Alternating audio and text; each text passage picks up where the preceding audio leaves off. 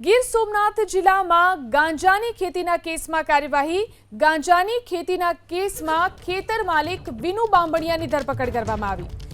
2,79,000 અને 5 કિલો જેટલો ગાંજાનો જથ્થો ખેતર માલિકની સાથે તેની ધરપકડ કરવામાં આવી।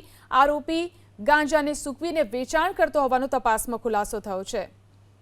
તો ગાંજાની ખેતી ઝડપાઈ છે। ગીર સોમનાથ જિલ્લામાં ખેતીના કેસમાં કાર્યવાહી કરવામાં આવી। ગાંજાની ખેતીના કેસમાં ખેતર માલિક વિનુ બાંભણિયાની ધરપકડ કરવામાં આવી છે।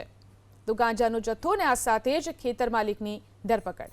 ગાંજાની ખેતીના કેસમાં ખેતર માલિક વિનુ બાંભણિયાની ધરપકડ કરવામાં આવી।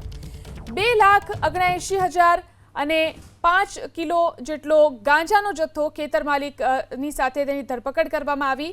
આરોપી ગાંજાને સૂકવીને વેચાણ કરતો હોવાનો તપાસમાં ખુલાસો થયો છે। તો ગાંજાની ખેતી ઝડપાઈ છે। ગીર સોમનાથ જિલ્લામાં ખેતીના કેસમાં કાર્યવાહી કરવામાં આવી। ગાંજાની ખેતીના કેસમાં ખેતર માલિક વિનુ બાંભણિયાની ધરપકડ કરવામાં આવી છે। તો ગાંજાનો જથ્થો અને આ સાથે જ ખેતર માલિકની ધરપકડ।